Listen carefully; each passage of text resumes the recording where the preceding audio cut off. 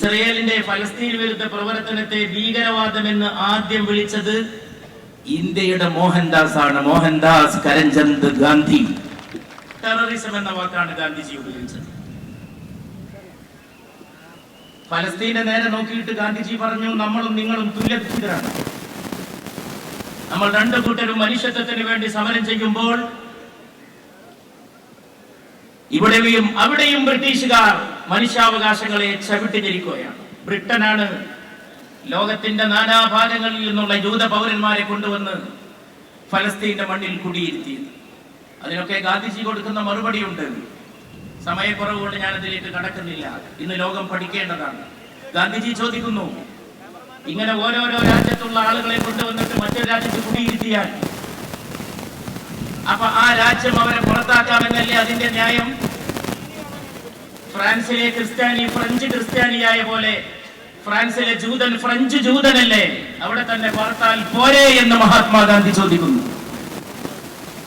മറ്റൊരു ചോദ്യം ഗാന്ധിജി ചോദിക്കുന്നു, ഇങ്ങനെ ഓരോ നാട്ടിൽ നിന്ന് ഒന്ന് അറബികളുടെ മണ്ണിൽ പാർക്കുന്നവർ ആവശ്യപ്പെടുന്നത് ഡബിൾ ഹോം അല്ലേ, രണ്ട് വീട്, ഒന്ന് പറന്ന രാജ്യത്തുള്ള വീട്, ഒന്ന് അറബികളുടെ കയ്യേറിയ വീട്. ഡബിൾ ഹോം, ഇരട്ട വീടാണോ നിങ്ങൾ ചോദിക്കുന്നത് എന്ന് ഇസ്രയേലിന്റെ മുഖത്ത് നോക്കി ചോദിച്ച രാഷ്ട്രപിതാവ് മോഹൻദാസ് കരംചന്ദ്യുടെ നാടാണ് ഇന്ത്യ.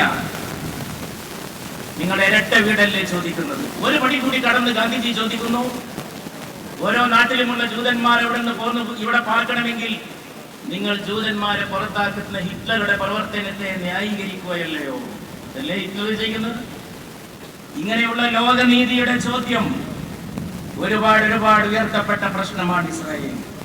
ഞാൻ ഗാന്ധിജിയുടെ ഒരു വാക്ക് ഉദ്ധരിക്കുന്നു. There is no moral or legislative law or military force to justify giving Palestine to the Jews as a gift by allies. സഖ്യകക്ഷികൾ എടുത്ത് പലസ്തീൻ എന്ന് പറയുന്ന രാജ്യം ജൂതന്മാർക്ക് സമ്മാനമായി കൊടുക്കുന്നതിനെ ന്യായീകരിക്കാൻ ഒരു നിയമം കൊണ്ടും കഴിയില്ല, ഒരു സൈനിക ഇടപെടൽ കൊണ്ടും കഴിയില്ല. ഒന്നും വെറുതെയാവുകയില്ല.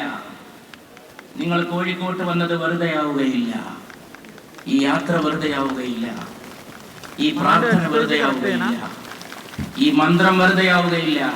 നിങ്ങൾ എവിടെ ഇരിക്കുന്നത് മൗനമായിട്ടാണ്, ആ മൗനം വെറുതെയാവുകയില്ല. ലോകത്തെ ഏറ്റവും വലിയ പ്രതിഷേധം മൗനമാണ്.